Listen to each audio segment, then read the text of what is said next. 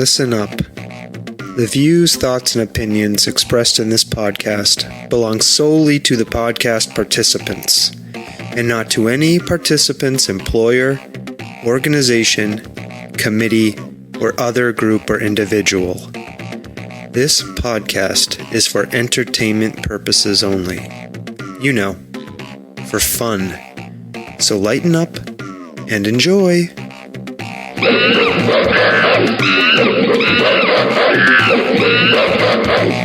Oh boy, are you light? Are you enjoying? It's your old pal Sawtooth, here alone, again, for a third solo episode. 2 weeks in a row. So what I have in store for you is just to share some feedback with you about the last 2 episodes, and also I have written yet another essay to share with you.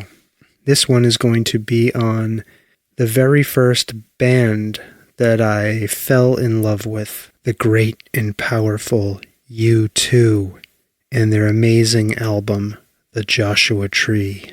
And I will talk more with you about that on the other side of the intro music.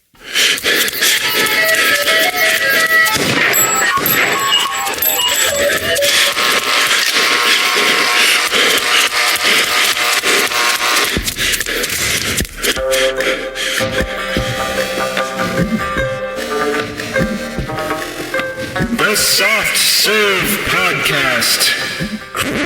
You're a loser, a scumbag, lower than scum. You are a absolute zero.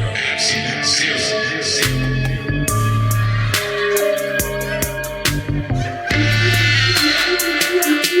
Lower than scum. A scumbag. Absolute zero.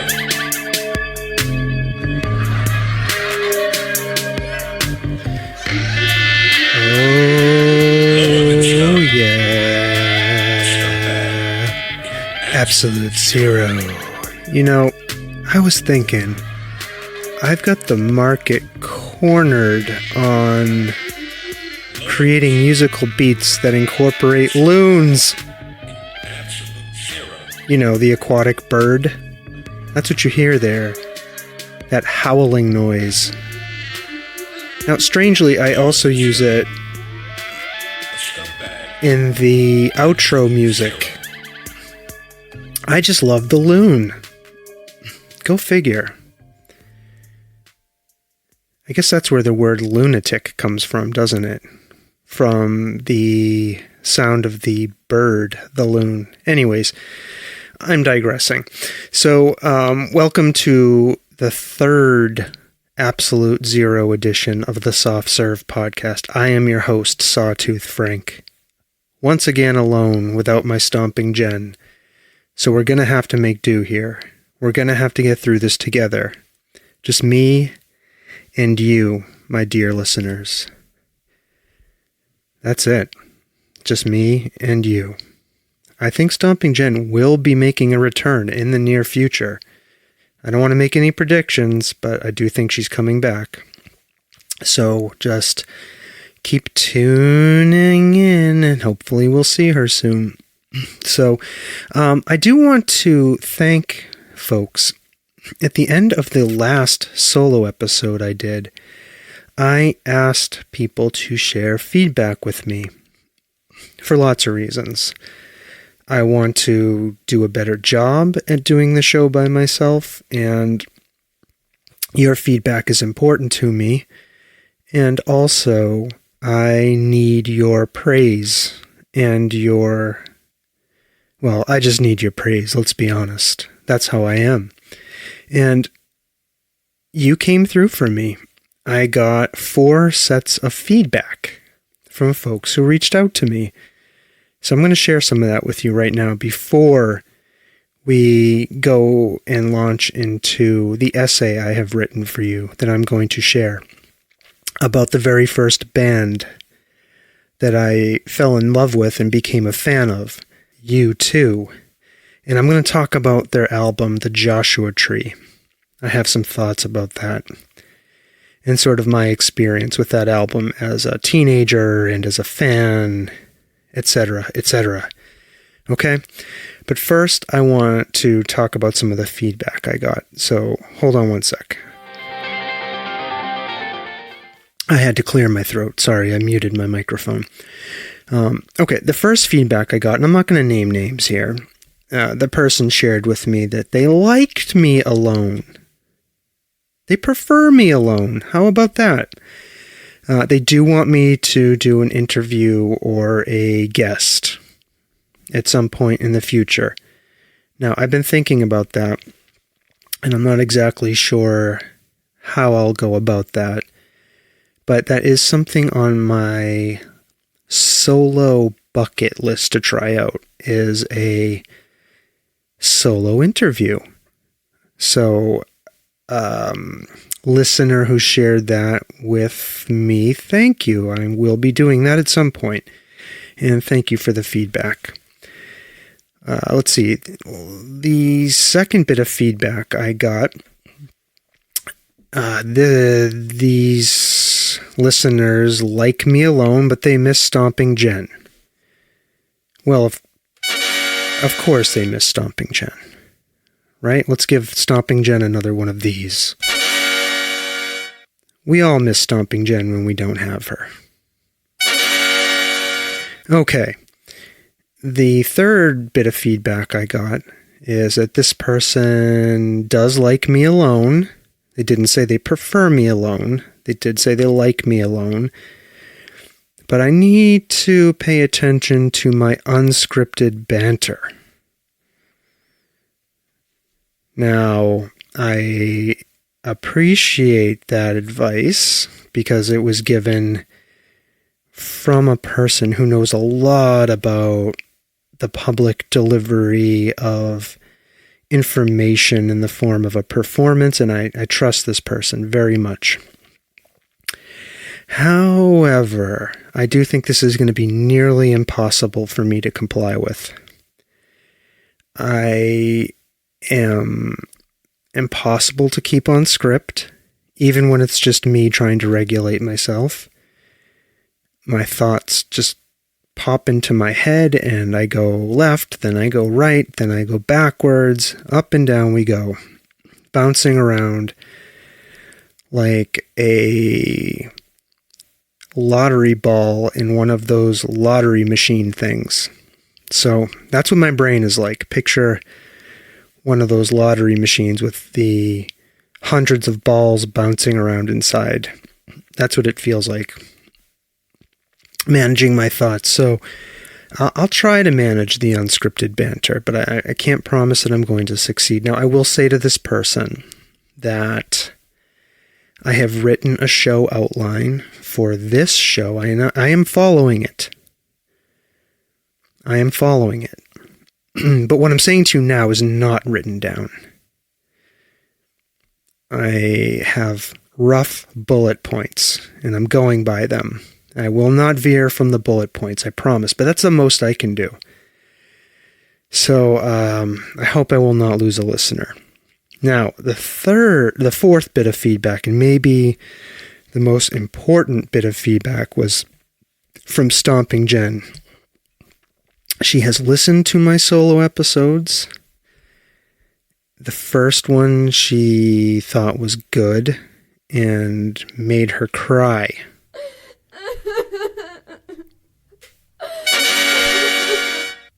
Now, that's not the reaction I'm looking for from anybody. But I do like to know that my words have an impact. Now, you may think that that is not what I should be seeking. And, well, I do care what you think, because I asked for feedback at the end of the last episode. But Stomping Jen's okay, despite her tears. Now, the other thing she shared with me is after my second episode, which was called A Coin Out of Time, where I talked about my thoughts about life and death and meeting up with these 3 girls on the street who gave me a coin. she said it sounded like I was doing therapy.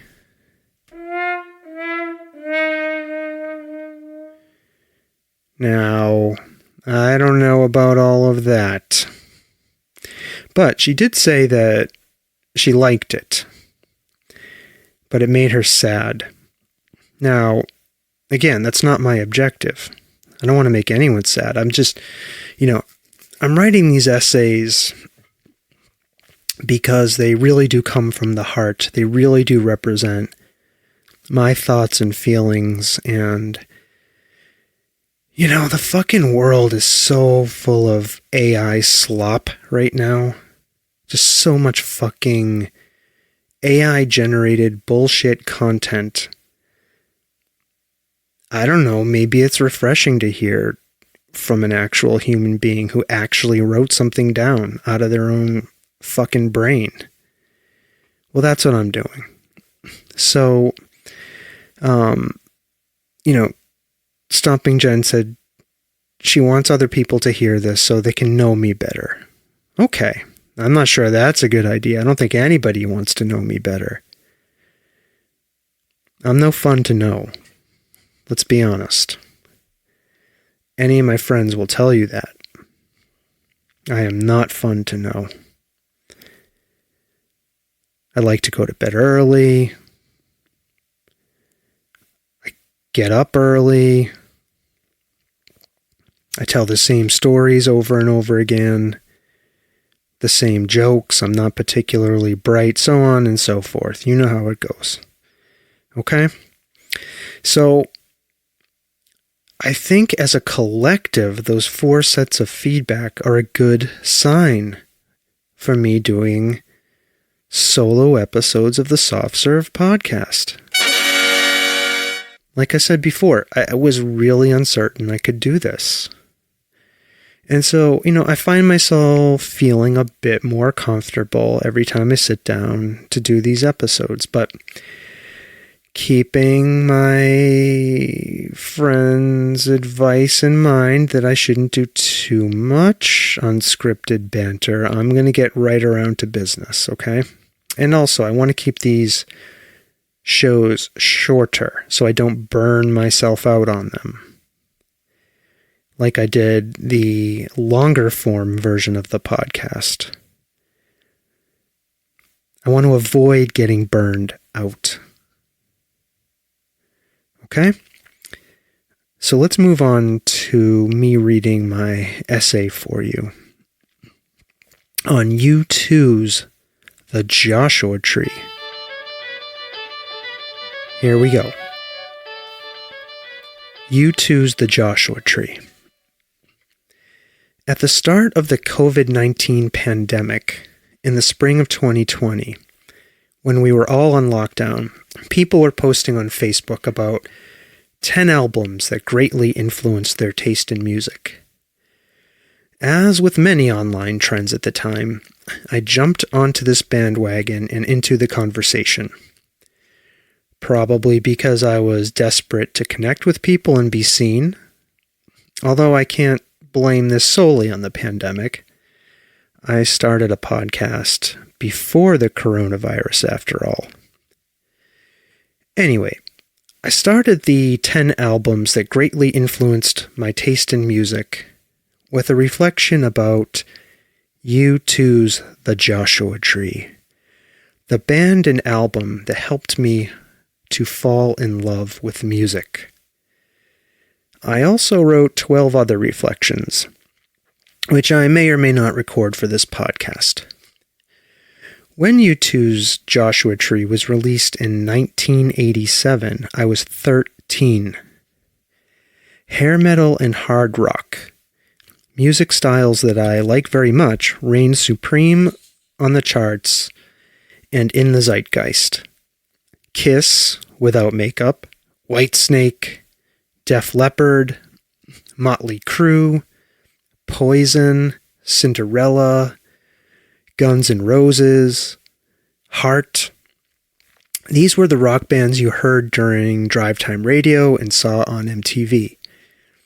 Heavy on the Stratocaster solos, lipstick, spandex, and teased out Aquanet mains.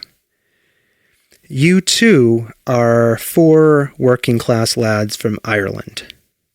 Paul Hewson, better known as Bono on vocals, David Howell Evans, who goes by The Edge on guitars, keyboards, and other instruments, Larry Mullen Jr. on drums, Adam Clayton on bass guitar. A few years before the release of the Joshua Tree, U2 had an international hit in 1983 with their song New Year's Day, which is from their album War. They were not yet the superstars they would become in 1987 with the release of the Joshua Tree, which produced 2 #1 singles in the United States, With or Without You, and I Still Haven't Found What I'm Looking For. When I popped the Joshua Tree cassette tape into my Sony Walkman and hit the play button for the first time, my mind was absolutely fucking blown.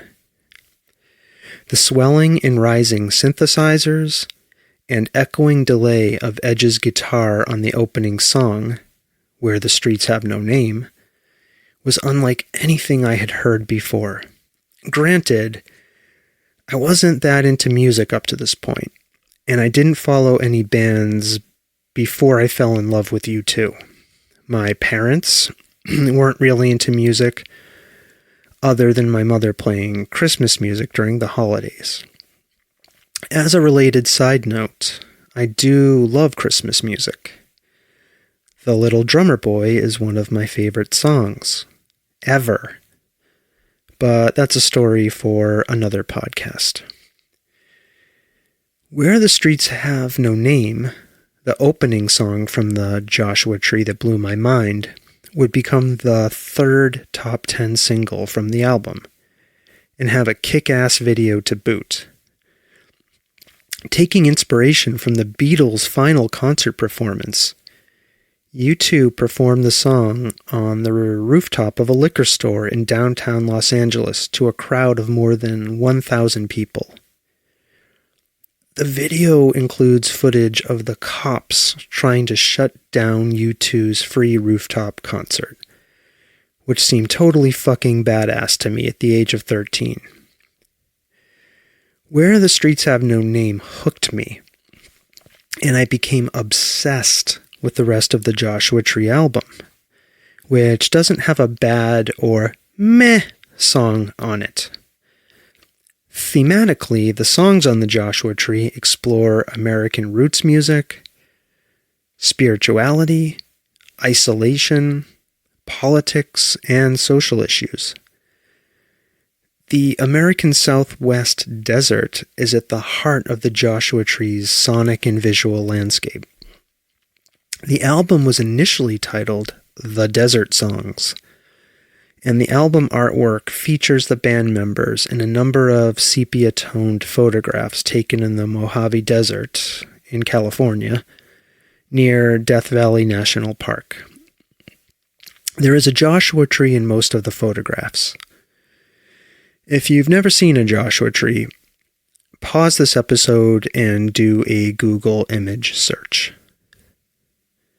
Joshua trees are gnarly, twisted, reaching things.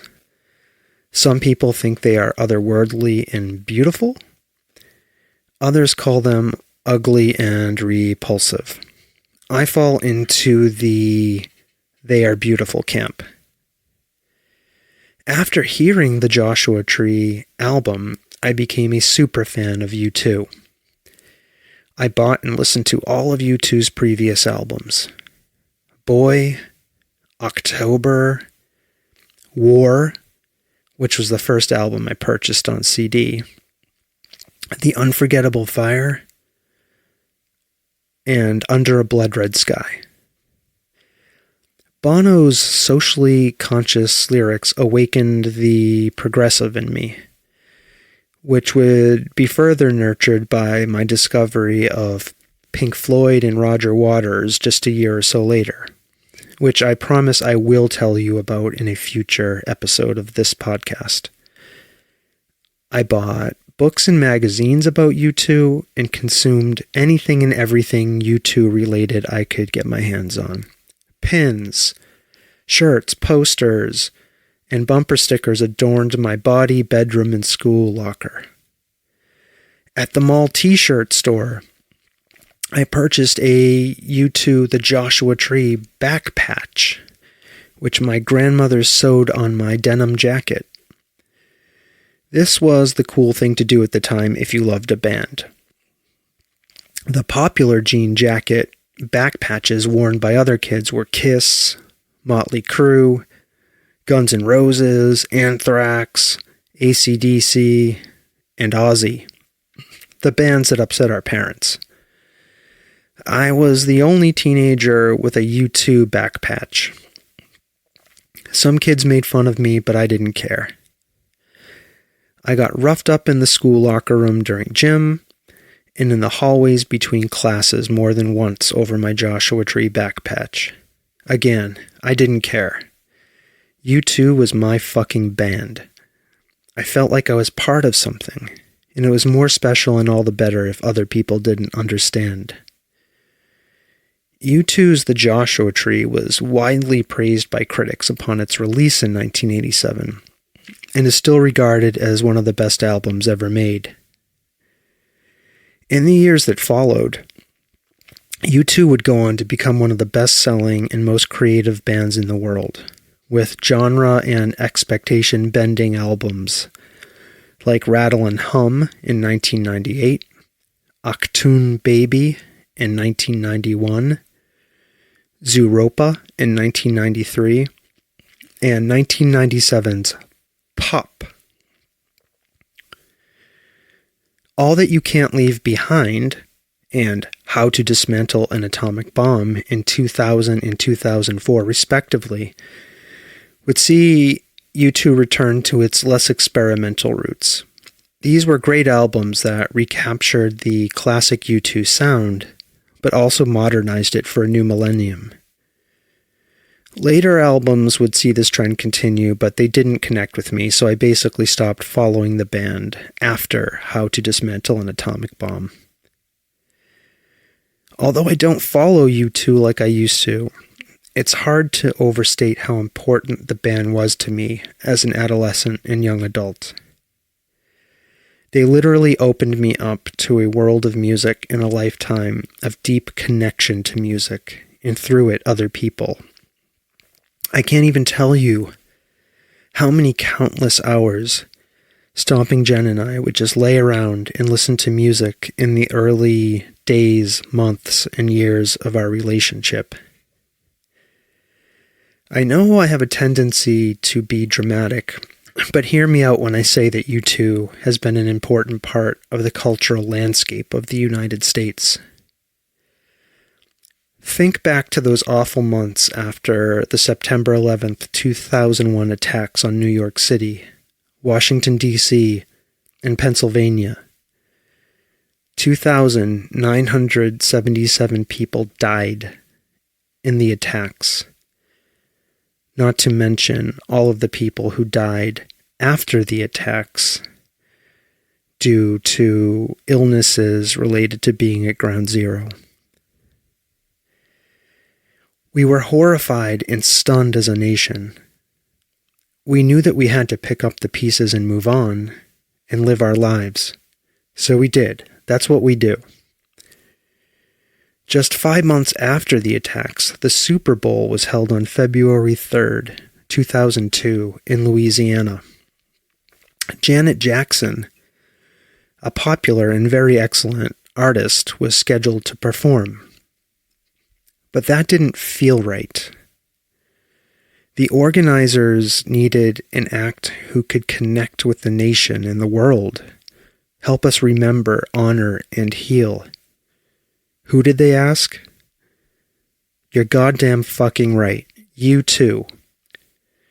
4 lads from Ireland. Bono, The Edge, Larry Mullen Jr., Adam Clayton. They answered the call and put on a tribute to the victims of the 9/11 attacks that has never been surpassed. Songs they played included Beautiful Day, MLK, and of course, Where the Streets Have No Name.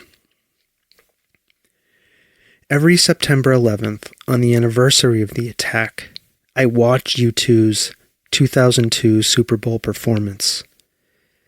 It never fails to move me.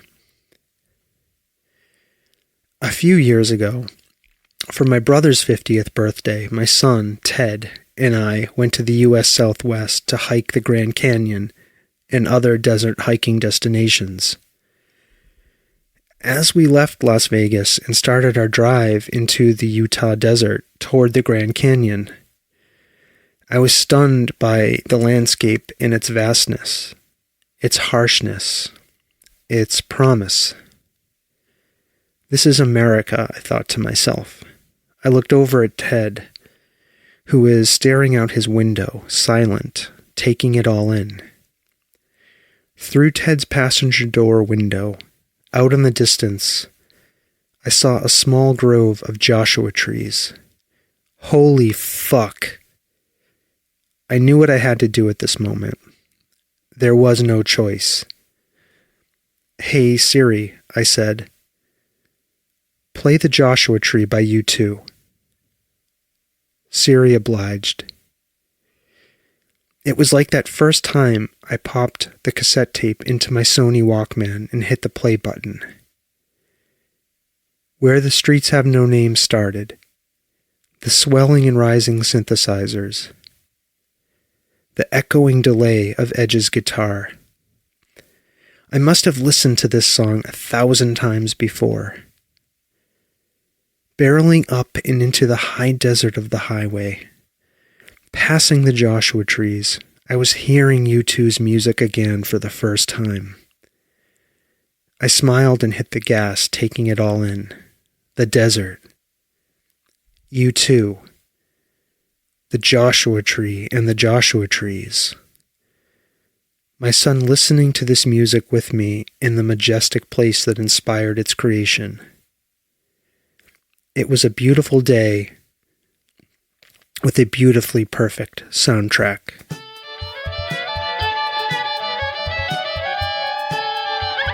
All right, there you have it. That is my essay on U2 and the Joshua Tree and my rabid fanboydom. Ooh, reading those things is a lot, let me just tell you that. Writing them is interesting too, I have to say. And again, for those of you who are wondering, this is a bullet point on my outline. Writing these things is very interesting. You know, I start in one place and I don't necessarily end up where I thought I was going to. And maybe that's my problem, just in general, because I think it's sort of reflective of how I operate when I sit down at the microphone. I have an idea about what I'm going to do and what I'm going to say, but then, you know, I plop myself down here in front of the soundboard and shit just happens. Shit just comes out. Now, maybe that's exhausting for you to hear, but I do feel it's how I kind of operate naturally. I guess whether I'm writing an essay or I'm speaking and doing a podcast off of an outline, it just goes in directions I don't expect. And, you know, with this particular essay, you know, it started out like as a paragraph and it ended up being, 10 or more pages. And the more of these essays I write, the more I'm kind of getting back into that whole process. I don't want to say getting off on it because, I don't want to turn any of you on by using overly sexual language.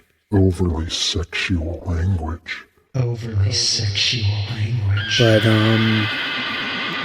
I kind of am getting off on starting these essays in one place and just seeing where they go, because I do not write off of an outline.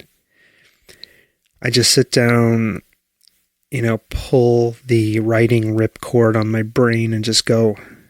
And I really honestly do not know where I'm going to end up when I do those things. So there you have it. I learned some shit about myself. And maybe that's therapy. Maybe writing is like a form of therapy. I do have therapy later this week, so I'll ask my therapist about that. See what they say. Well, on the topic of music, like I said in the essay, I wrote 13 total pieces on music that has inspired me in my life and formed sort of my taste in music. So I think maybe I will try to flesh some of those out some more, explore those a little more deeply with you all. So we'll see. And if you have any ideas sort of about things you want to hear me talk about or explore, or an idea for the show when it's just me solo, send those to me. You can leave me comments on Instagram, on Facebook, where we have accounts for the podcast and I do some advertising. Our podcast website has a submission form. You can go there, softservepodcast.com, fill out the submission form and submit an idea there. You can email. We have an email address, softservepodcast@gmail.com. Or if you know my personal email address, you can send that to me. But I'm not giving that out here on the episode. Anyways, so I definitely do want to hear from you. I like hearing from you. You, the listeners, I do like hearing from you. And I have to say, I am pleased at how many people have listened to the first and second episodes. Way more than I thought after taking almost 2 years off. And again, we're going to build this thing back up slowly. Even though this is going to be a new episode a week after I released the last one, I'm not sure I'm going to keep up this cadence and this pace. I'm taking a vacation in the middle of December, and so I certainly will have a few weeks in December where I am otherwise occupied and not going to be able to post podcast episodes. Never mind record them. Those are two separate things, by the way. One has to record the podcast before one posts the podcast, you see? There is an order of operations. So anyways, when I'm on vacation, I'm going to be on vacation, and I am not going to be focused on content. Okay? All right, and I promise you, I am getting closer and closer to being able to do a live stream. I don't know what the fuck I will do on a live stream. I think I'll just sit there and yammer away, I guess. What do you do on a live stream? I don't watch live streams. So maybe I won't do a live stream. If I don't do it, it cannot be anything interesting, right?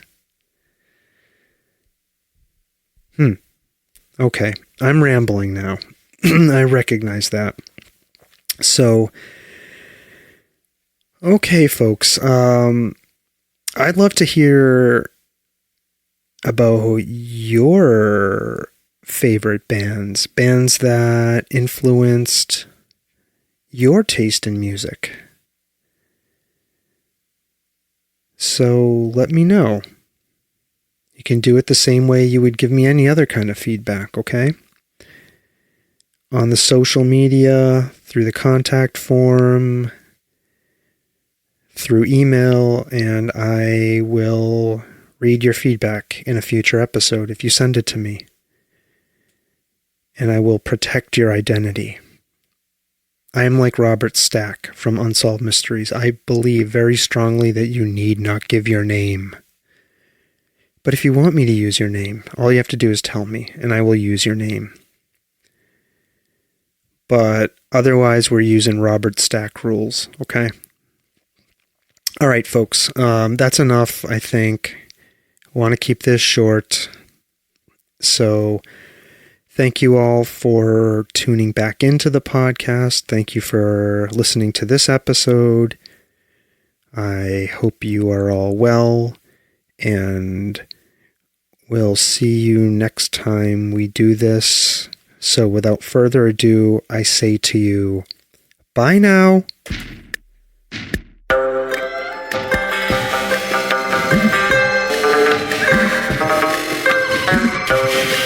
This world of ours, ever growing smaller, must avoid becoming a community of dreadful fear and hate. Those who have freedom will understand also its heavy responsibility. That all who are insensitive to the needs of others will learn charity, and that the sources, scourges of poverty, disease, and ignorance will be made disappear from the earth. And that in the goodness of time, all peoples will come to live together in a peace guaranteed by the binding force of mutual respect and love. I shall never cease to do what little I can to help the world advance along that road.